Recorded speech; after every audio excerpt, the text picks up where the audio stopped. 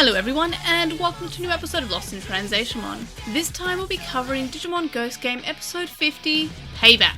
I'm May, and I'm joined by the absolutely fantabulous Chloe. Oh, fancy. Hello.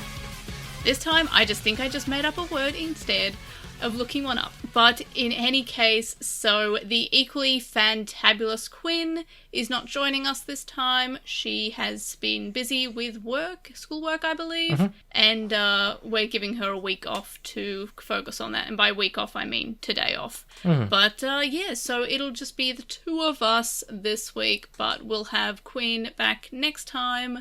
And she'll give us her thoughts on this episode the next time that she's on. I can't wait to hear what Quinn thinks of this episode. Yeah, honestly, I feel like she's going to say the word wild at least once. You're probably right. Which I feel like is the most safe prediction I've ever made in the history of this podcast. It's and up I've there. had some wild predictions. Oh, there I go. I'm using the word now. But I feel like that's a safe one. It's a Leomon will die level of safe, you think? But then Leomon didn't die in colon, so... okay. I was just trying to make the Digimon in joke to feel like I belong, but I don't know anything about Digimon. Well, that is right. Leomon does die, and was actually surprised that he didn't die in colon. It was a bit of a surprise there, so he got to live for once, but he definitely should have died at one point, and I'm fairly certain that he did die, and the writers just forgot. But in any case, Ghost Game. So this week we had a character called Riku introduced, and he's quite lonely. His friends have just left for a trip of some kind, I believe. And this attracts the attention of an equally lonely, not equally lovely, as I almost said, Puchimon. And this Puchimon keeps on helping Riku out in various social interactions, but always wants something in return, which I feel like we've all had friends like that who are just like, hey, I did this thing for you, now you have to do it. So it kind of like... Yeah. This episode kind of hit, because I've had a few friends who are just like, hey, remember when I did this? Well, you didn't do anything for me in return. I'm like, yeah, but I showed you that I was thankful, and like, some people just want exactly the same sort of thing in return. Like, they're not gonna, like, they treat it like a transaction. So this episode was kind of like, I don't know, I feel like this is gonna like make a few kids realize that they've got some not so good friends. Yeah, it's probably gonna hit home for some people. Yeah, I mean, it hit home for me. Like, there's always... And I feel like it's a common thing that there's just a lot of people, sadly, in this world who will do good things to get some form of repayment rather than just, like, do a good thing because it is nice to do good things. Yep. So Puchimon wants repayment, but doesn't just want repayment in a way of like, oh, you helped me out, here, have some chocolate. Just like, which is, I would say, a normal thing. If somebody does something to help me, I might, for example, I house sat or rather, the dog came here and I looked after my neighbour's dog last long weekend, and they gave me some macadamia nuts, like some chocolate macadamia nuts. I'm like, that's so nice. Yeah. Like, we didn't expect anything, and we really just like dogs. So we were just happy to have an extra dog. But they gave us something, and it's, you know, just not a huge thing, but it's just chocolate. And that's I feel like is a fair, like, it's not a transaction. But if you want to show someone that you're thankful, usually the normal way is to, you know, maybe buy them a gift or something. Yeah, just do something nice. Yeah. Something small. It doesn't have to be big. It just sort of shows, hey, you did that thing and I appreciated it. Here's something to show. Here's a physical object that I can show you that I'm thankful. And that's what Riku does. He's like, hey, okay, you helped me out in this situation. Have some chocolate. And Puchimon rejects this. He's like, no, it needs to be the same. Needs to be the exact same. He doesn't accept this sort of, like, means of, like, a transactional, like, word of thanks. So, Riku says, okay, I'll make it up to you in another way. And Puchimon's like, okay, and he starts counting. And this keeps on happening, and Puchimon eventually evolves into MeiCrackmon, which is a terrible name considering my birth name's May, but also is sort of a surprise of an evolution. I knew that there was an evolution this episode because of the episode guide listings saying that Puchimon was going to evolve, but I thought it was just going to be Puchimon changing colour to the green variant of Puchimon. So I thought it was going to be boring, but it wasn't. It was a surprise. So anyway, we have MeiCrackmon, who continues to help Riku, but is sort of more threatening as the episode goes on. Riku then explains that he can't thank her in the same way that she's, like, doing tasks for him, because he's a human and he's completely different. But MeiCrackmon takes this as an opportunity to try to make Riku's nails like claws by making him scratch them against the wall, and like pulls on his ears so their ears look the same, which is kind of freaky. And he obviously runs off. Then we have Kiyoshiro and Hiro try to help out. They do the compulsory Digimon battle fight. And this ends with them explaining to MeiCrackmon that Digimon and humans are different. You can be friends, but you've got to accept that they are different, and there's things that Digimon can do that a human can't, and vice versa. MeiCrackmon is very emotional about this, and ends up telling Riku that she hates him, and that they can't be friends anymore, and then leaves. Yeah. Which is like, I feel that was a surprising takeaway. I thought that she was going to, like, maybe still run off to be emotional, and maybe she will come back at some point to, I don't know, say that she's sorry, but it just, like, I don't like the idea of her being out, like, in the open. Yeah, I feel like this is a dangerous Digimon. They said, you know, they talked to her, and she said, "I understand now," and she just lied through her teeth, apparently. Her big, sharp, pointy teeth, yes. Yeah. He was like, "Oh, I understand now," and then went back and just yelled at him and stormed off. And then he gave the most, like, haha, laugh through the pain smile I've ever seen. It was... Yeah, it was sad. It was so much. And he's lonely again. Yeah. But, yeah, so that's the synopsis. And now time to discuss the discussions. So what are our highlights this week? I felt like they did a really good job of making me sympathize with a character that I'd never seen before in, like, less than 5 lines of dialogue.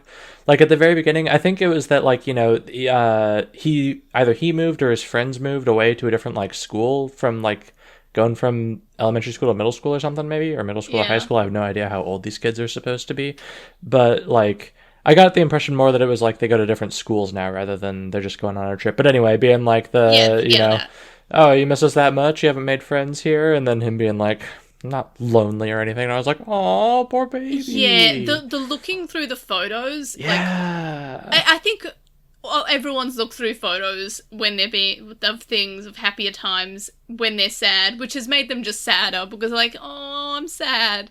And it's like, I was really sympathetic to this character. They really introduced him in like a great kind of way, and like immediately I sympathize with him. So that shows that you can have a human of the week and actually give him a character. And we've had quite a few of these characters, like I forgot his name, but the Ajataramon episode, which was fairly similar to this episode, I got him as a character. So I like when we have these new characters and they've actually almost developed enough to be their own characters in even just one episode, or like 5 lines. Yeah, so that was neat. Other than that, just the whole like very manipulative friendship vibe of the whole episode was just pretty scary. Not in the way that, you know, some of the other episodes have been, but in a bit of a, you know, like, oh yeah, that I feel uncomfortable watching this. Yeah, I mean, take the whole Digimon aspect out of the equation, and this is just like one of those episodes where it's just real human horror. Like, this is just something that is, again, take out the Digimon and the evolution aspect. This is like a realistic episode. It feels like it could be an episode of Black Mirror almost. Yeah, almost. Like, as I mentioned at the start of the episode, there are people who are very, like, scarily common, who will treat any interaction or any time they help you as, like, a transaction. Like, they will not do things out of the goodness of their heart, or they're wanting to help their fellow human, or human, if you will. But I feel like that's what's scary about it. Like, this is, again, take out the Digimon. Obviously, Digimon don't exist, whatever, but just replace Poochimon with just a human of the same age as the main characters or whatever. And you've just got a realistic, like, slice of life episode where there's just a terrible person who is just like, I helped you. Mm-hmm. You have to give me something now. And even this, like, doesn't want something small, wants, like, an actual one-to-one. And yeah. I've known so many people like that, and that's just, it's sad. They're very common. Mm-hmm. And that's just and that kind of made me, like, sad in this episode. Yeah. Like, I thought that maybe I just didn't like this episode, but no, I think I did like this episode. I think I was just, it hit me in the way that I feel like it was actually meant to hit me. It made me sad. It made me think about that there are just people here in this world who are just not good, and everything's a transaction. And it's just, yeah, that hit very hard, like harder than this is meant to be like, this is meant to be your horror themed show where things are just like the go bump in the night, and then just you know, giant vampires and demons and things that want to hurt you, not realistic things that people do that hurt you, like things that the ghosts and demons, that they can't really hurt you, they don't exist in real life, but these humans do. Like, this is real horror. I hold out hope that at least one person is now rethinking how they interact with their friends as a result of this episode. But yeah, I'm with you. I'm worried that someone's going to be sitting there and going, what was the problem? Poochymon deserved repayment. Like, well, I feel like there's going to be one person thinking that. Oh yeah, that's definitely probably the more likely outcome is, this was a dumb episode. The conflict didn't make any sense. When, you know, I just hope, I hold out hope for people to introspect. Oh, absolutely. And I hope that does that. Or at least I hope that this episode makes someone think that maybe they're not being treated fairly. Even if maybe they're not the person doing it, maybe they've seen it, or maybe someone's doing it to them. And maybe that can give them a perspective of just like, there are just people like that in this world, and there shouldn't be. So, you know, if someone is acting like everything is a transaction, just doing good tasks, it's not. It's nice to be thanked. I'm not saying that you should never thank someone, or never, if not give like a small gift to say thanks. That's just a nice thing to do. But it's when you expect it, or if even the small gift isn't enough. But it's just a sad thing, and it's just, yeah, this episode was emotional, and I feel like this episode was similar to the Ajataramon episode a lot, and I think you in the last week's episode even said that this could be similar to it, right? That vaguely rings a bell, but I'll be honest, I don't remember. Well, somebody said it, and now watching this, I'm like, it is very similar to the Ajataramon episode. We have a Digimon of the week obsessed with the Human of the week, and does, like, really creepy things. It ends differently, so it's not Yeah, it doesn't end in a digi-suicide, but... Yeah, and I was worried. Like, the whole episode, I was like, this is... I'm going to hate this episode because it's just going to be the Ajataramon episode again. I was thinking, oh no, she's going to go all yandere and actually kill him or something. So I'm glad that didn't happen. Look, I was actually kind of like... I don't want to say hoping, but... Because that sounds awful. Yeah. But in terms of, like, an episode being good and making me feel things, other than just, like, the realistic horror... that was a possibility, and I wouldn't have hated that. I just didn't want it to go the same direction as the Ajataramon episode did, and it didn't. It was unique to that. I'd have been super on board for if that had been where it had gone, but like that's just too dark for a kid's show. I think it's exceptionally dark. It is very, very dark. There's no way they would ever do it, but that would have been pretty sick. I mean, honestly, I feel like if any show would do that, I feel like it'd be Ghost Game. We've had this season. We've had like the people coming out of the house that's on fire, and they just are disintegrated in front of our eyes. Like that was in Ghost Game. But that's like a supernatural death, you know? If it's literally just, you know, jealous lover literally kills object of affection, that's a little too real, I feel like. Yeah, you know, you're right. That would have been too much, yeah, taking it back to the human horror aspect of it, that would have been another layer of realistic human horror. Mm-hmm. And I think it's just a little bit more than they want. Like, that would legitimately traumatize some kids, I think. And I think they don't want to do that. Yeah, now I think about it, I think that would have probably traumatized me. That would have been hard. Like, absolutely. The suicide in the Ajataramon episode. That's traumatized some kids, I guarantee you. like, that didn't traumatize me, but it definitely did make me feel uncomfortable and unsettled. Like, I felt like I needed to lie down and just, I don't know. I was very anxious and very, emotional after that moment. So, yeah, good point. Maybe it's best that the episode ended the way it did. But also, I guess we might have MeiCrackmon back again. Any other highlights? Because I feel like I like this episode more. The more and more I talk about it, now I think about it in, like, the reason why I felt emotional and, like, kind of, like, disturbed in this episode.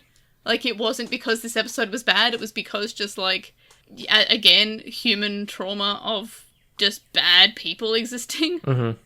I haven't played Kingdom Hearts, so I'm going to mess this up, I'm sure, but I feel obligated to make this. Chloe, we're the only two people in the world who haven't seen Kingdom Hearts, and we're about to make Kingdom Hearts references. Only because I'm legally obligated to in Quinn's stead, because fair. the smiling through the pain thing, I think, is, like, exactly something that happened in Kingdom Hearts, and I know that Quinn would make a Kingdom Hearts joke here, so for all of you listeners out there who know Kingdom Hearts, pretend like I just made that joke real good.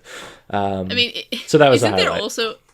Isn't there also a character called Riku in Kingdom Hearts, or am I just making things I think up? so. There's Riku and there's Riku, maybe? I can't remember if they're both in Kingdom Hearts or not. I don't know. There's at least one Riku, though, yeah. Yeah, this is just us sitting there going, Kingdom Hearts, that sure is the franchise that, again, we're the only two people in existence who haven't played that game. Quinn, you can never listen to this episode. Yep, yeah, never I'm sorry. The games. I'm sorry, literally everyone else in the world. Yeah, we need the Kingdom Hearts representation of Quinn. But, any other highlights? I think that covered all of mine. It was just a really, spooky, emotional, manipulating, gaslighty episode, and that it was spooky, but also a little much. Yeah. Any lowlights? Because, like, I had that it just made me. I mean, I thought I just didn't like the episode, but again, I think I was just sad. So I don't know if I have any lowlights. I have. I think a couple. Which, first of all, this episode created at least 5 new furries. So that. Oh, absolutely! Like, that's something. But I don't like MeiCrackmon's design because I don't feel like her breasts are and anatomically. I can't even speak. Anatomically? It's so warm in here. No, but also you're extremely correct. I was like, oh gosh, they really wanted to give this Digimon boobs. Yeah, it's just, I feel like too many of the shots focused on the boobs. I actually have a miscellaneous thought about that later. Okay, but so I mean, why is your lowlight more furries? Like, I feel like furries are fine. It was mostly just a little tongue-in-cheek joke. That is fair. But another lowlight was that I really hated when we got the view from inside his mouth when they were doing the spoon feeding each other thing. That was awful. Oh, I think I blanked that out of my mind. You're right. But I feel like that was meant to be unsettling. I feel like that was completely on purpose. That they probably, but I still hated it. Like that scene was uncomfortable because the writers are trying to make you feel like the other people who are watching and witnessing that in, like, real time. So they're making it deeply unsettling and just, like, I feel like these writers know how to, like, get under my skin. Yeah.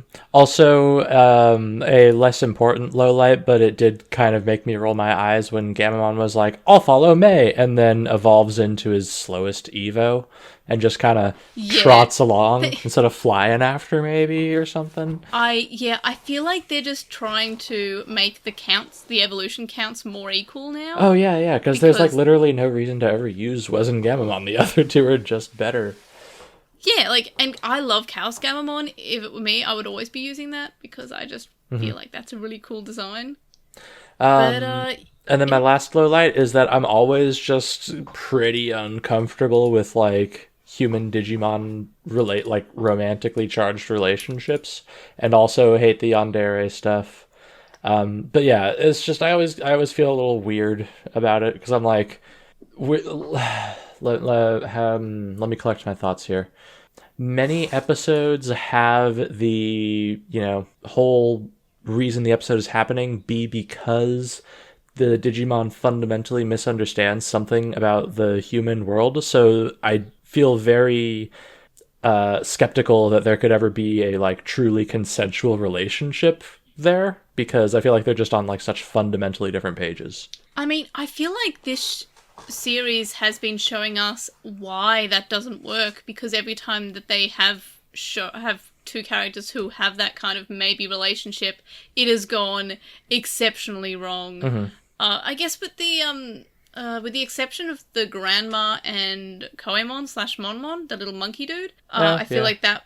But that was just like an upsetting look of like, hey, they can be friends, but Digimon don't really die of old age, and humans do. Mm-hmm. So I guess that's kind of like what happens to the Digimon if the Digimon isn't killed in battle or killed with illness, or the few ways that Digimon can die. So that is a look of that, I guess. But in the other cases, we have a Jataramon who had a toxic infatuation with the human of the week, mm-hmm. and we have the similar story in this week's episode. So I don't necessarily count that as a lowlight. It's, in fact, one of my miscellaneous thoughts was I'm happy that they've sort of shown that these two can't really like these two species, like a human and a Digimon, they can have like a partnership in battle and in saving the world, but they can't have anything.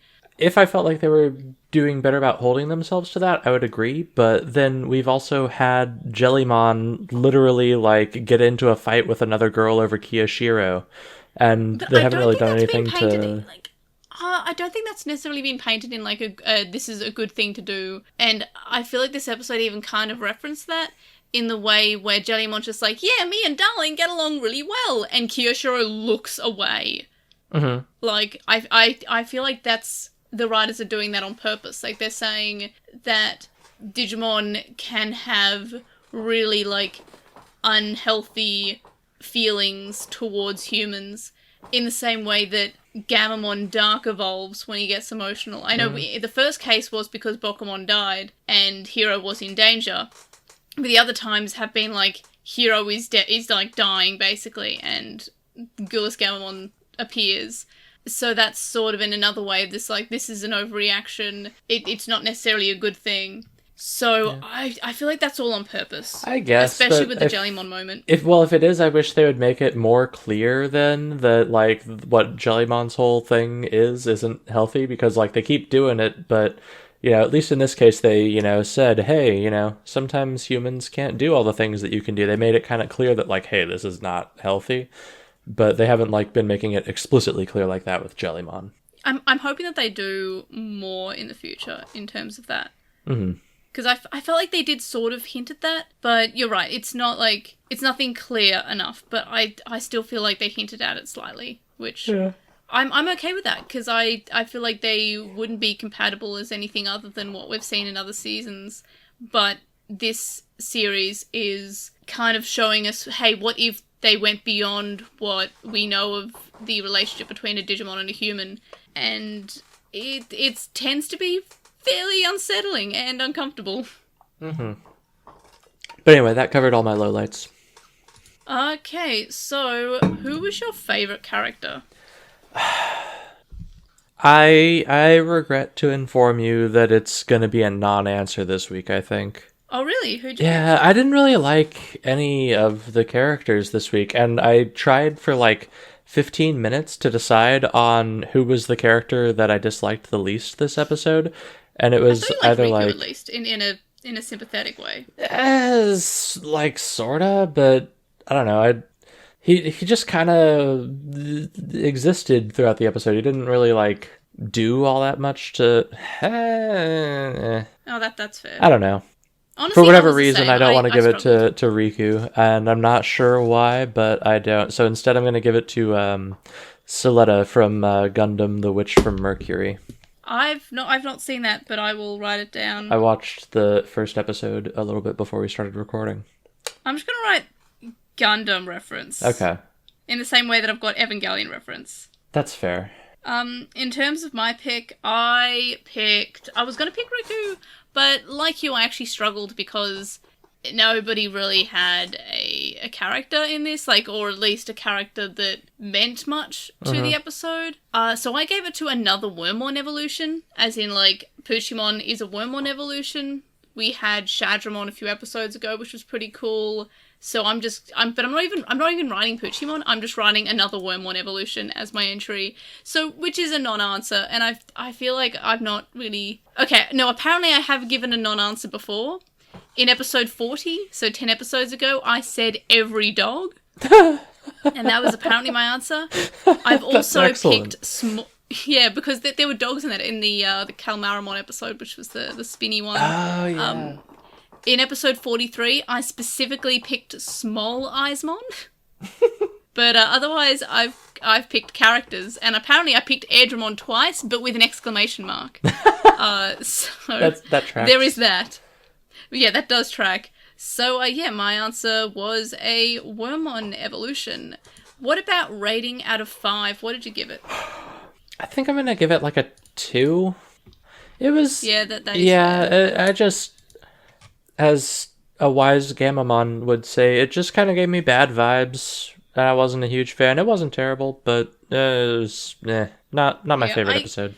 I gave it a 3. I feel like it deserves a 3. I kind of went back and forth because I wasn't really sure about how this episode made me feel, and now that I've established, okay, it made me feel things because it was meant to, but I still am just giving it a 3. It was a good episode, it was a good 3, but it gets a 3.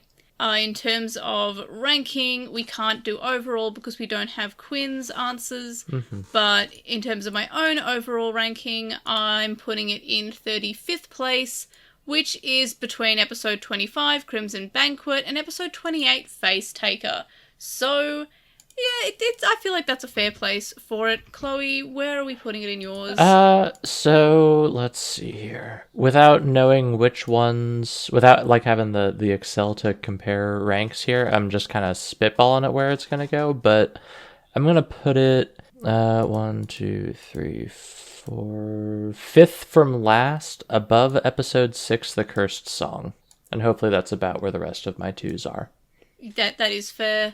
Yeah, and unfortunately my Excel file, which I send through, decided that it didn't want to copy in a nice format like it always did. So I'll find a better way to do it for next time that makes it easier.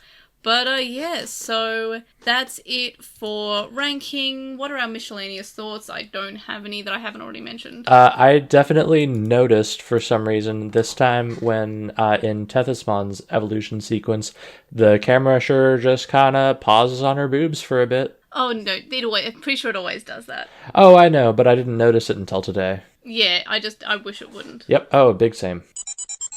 Now that we're done discussing this week's episode, let's move on to Postmon, predictions, and pondering. So, over onto YouTube, we have Narumi first up, who says they think the writers just wanted to celebrate Halloween again, but they could have had a different motivation and ending because it was, the same episode as episode 4, which was basically what we had. We have Sacrific Abomat, who says that it was an okay episode for Halloween. They think they wanted to tone down the body horror aspects a bit and have a bit of more fun for Halloween. They're still kind of scared of the Mushroomon episode and how graphic that got. That's totally reasonable. Yeah. And they say that what's honestly got them really hyped was the preview for the next episode. They think they were definitely reading their mind because they wanted to see Meicoomon from episode 32 return and fight Girlscammon as MeiCrackmon. Unfortunately, that's not what happened. It wasn't the Meicoomon from episode 32, which is sad. I thought it was going to be, but it was just Puchimon evolving. But it was still pretty cool to see MeiCrackmon, even though her name is that. Next we have GeoKnuckles, who says that episode 49 reminded them of what it's like if Digimon Ghost Game did a crossover with Little Witch Academia. I'm also just realizing that I'm reading the comments from my video rather than the podcast, so my apologies for that. I realized just then when I noticed that the thumbnail didn't look right. Anyway, so back onto it because we have to finish soonish because the Zoom recording is cutting out in a few minutes. Duxio says that the bit with the vomiting up the rats was to make sure that we didn't think Witchmon was really a bad guy. See, the victims are totally fine, she didn't hurt anyone. I feel like that is exactly what the writers thought, but that's not a good excuse. And Chaos Blood Ninja also agrees that that's probably what that means. Then we have Giozaga, who says they personally give the episode a 4 out of 5, as the episode was more fun compared to the original Halloween episode. The background holograms were cool and colourful. Absolutely agree. It was a really pretty episode. They also says they don't get why we were saying how the group didn't need to be there, and had they not been there, they would have just been Witchmon and plenty of time to construct the castle. There's also the chance that making the castle, she would have kept her powers. She herself said that she knows that her powers would diminish when Halloween was over, so it was clear that she wanted to have a backup to keep her more powerful. Pretty nice though, and got another hint of plot with the Dark Conqueror comment. I still feel like she might not have had enough time because it felt very tight, but I guess that maybe that was what the show was trying to do, I'm not sure. Then we have Lazy Crocker, who says the episode was okay, definitely Witchmon carried in their opinion. The costumes of the characters were super cute though. Next episode, I hope it's sad. You're right, it was sad for different reasons. Yeah. We also have Duskio, who says that they feel like the only female characters might be because Witchmon and Wizmon have a rivalry. I'm not sure is that because the Magical Witches Virtual Pet series also has Wizardmon, so I feel like they could have just as easily had more men in this episode, but in any case, that's a fair point if it was, but Wizardmon was in the episode. Next we have KG, who says the episode was fairly weak, but they can't be too hard on it because of their huge Witchmon bias. She's cool and way underused in comparison to Wizardmon. Yeah, totally agree. Narumi says the episode was kind of meh, last year's episode was better. And lastly we have JCMon05 saying, having grown up watching Bewitched, they thought all witches were females, while the male ones were called warlocks. Maybe Witchmon couldn't overcome the power of outdated binary gender assignment. Maybe. And that's it for Postmon Pat. We have a few minutes left. What are our thoughts about the series so far? It's good. It's good. Yeah. Having some emotions. And predictions for next week's episode, episode 51, Headless, looks absolutely horrifying. Yeah, I'm curious to see where the headlessness comes into things, because it was just talking about, like, moving a, presumably cursed family heirloom to somewhere you shouldn't. So I'm interested to see where losing the heads comes in. Alright, so thanks for joining us for this week's episode of LostinTranslationmon as we covered episode 50 Payback. You can join us next time for episode 51 Headless. You can check out the link dump, link description, and you can contact us and stay updated. You can leave us a comment on this episode on YouTube to join in the conversation, and for a full list of ways to find the podcast across the internet, such as YouTube, TikTok, Twitch, and Twitter, head over to Linktree, which is linktr.ee/LostinTranslationmon. And if you enjoy the podcast or videos or even my silly little tweets, you can show your support by signing up on Patreon and get some cool rewards and help us hit some milestones. And thank you to our current supporters on Patreon, Stephen Reeves, who is Wild and I cover own, Kadawashi, Chisai, who can follow on Twitter at Chisai236, Nubu, who says you should follow Chisai on Twitter at Chisai236, Lismet, who is Lekmon on Tumblr, Nicholas Emery from Gone Will Hunting, a Hunter Hunter Rewatch podcast, Magnus Lucas, Jason105, Patrick Jason, Shelby Digital Hazard, who is on Twitch at The Digital Hazard, Alemus Tropimon, and Vmon Tamer. You can also make a one-off donation on PayPal, which can be found linked in the description. It's paypal.me/Airdramon. You can also donate to me on my Coffee account, ko-fi.com/Airdra. And that's it for this week's podcast. Thank you so much for joining me this time, Chloe. Yeah, you're welcome. And we did it in the Zoom time. We did, so yeah. We actually have about 2 minutes left. I just realized that it gives me a countdown clock. So that's exciting. We can relax for the last 2 minutes. But you did speed through that. That was impressive. Well done. Well, we're done. That's all the topics we have to discuss anyway. So cool. I feel like we timed that pretty well. Yeah. All right. So we will see you on the next one. Bye. Bye.